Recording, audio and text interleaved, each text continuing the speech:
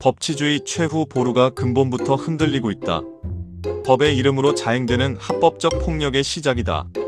이른바 법 왜곡죄 시행 첫날, 대법원장이 고발당하는 사태가 벌어졌다. 이것이 과연 우리가 바라던 정의 실현의 모습인가? 아니면 사법부의 정치적 예속을 알리는 조종이 울린 것인가? 사법권 독립의 위협.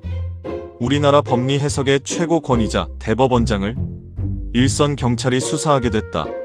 사법부의 수장을 향한 고발은 이 법이 가진 폭발력과 위험성을 여실히 증명한다. 겉으로 내세운 명분은 사법행정권 남용 방지, 하지만 그 본질은 사법부를 길들이려는 정치적 통제가 아니고 무엇이겠는가? 대법원장조차 언제든 수사선상에 오를 수 있다는 강력한 공포심. 이것은 사법부 전체를 향한 권력의 명백한 선전포고와 다름없다. 법관들이 외부의 압력이나 여론의 눈치를 보지 않고 오직 법과 양심에 따라 재판해야 한다는 헌법적 가치가 무너지고 있는 것이다. 법리 해석의 자의성. 이 법의 가장 치명적인 결함은 모호성에 있다. 도대체 무엇이 법을 왜곡한 것인지 명확하고 객관적인 기준이 존재하지 않는다. 법의 해석은 본질적으로 법관의 고유한 권한이다.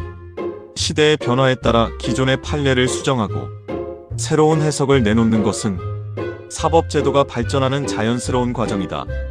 그러나 이제는 특정 정치 진영의 논리에 반하거나 대중의 입맛에 맞지 않는 판결을 내리는 판사는 누구나 잠재적 범죄자가 될 준비를 해야 한다.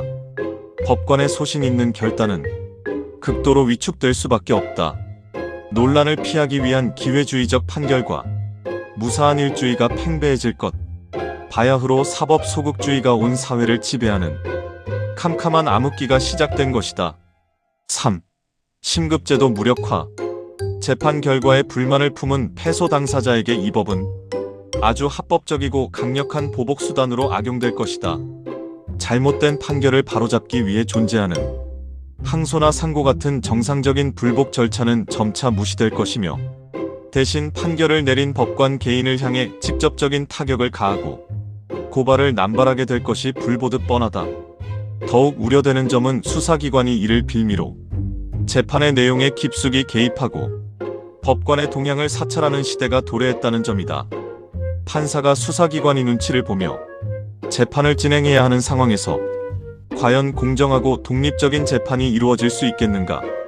결국 이로 인한 최대 피해자는 평범한 국민이 될 것이다. 권력자나 재력가들은 재판을 남발해 판사를 압박할 수 있겠지만 일반 시민들은 외부 압력에 굴복한 위축된 사법부로부터 제대로 된 권리 구제를 받을 수 없게 된다. 법이 강자의 무기가 되고 약자를 짓밟는 수단으로 전락하는 것은 한순간이 될 것이다. 물론 사법부를 향한 국민적 불신이 매우 깊다는 사실은 부인할 수 없다. 이는 사법부 스스로가 뼈를 깎는 반성을 통해 짊어지고 가야 할 무거운 짐이다.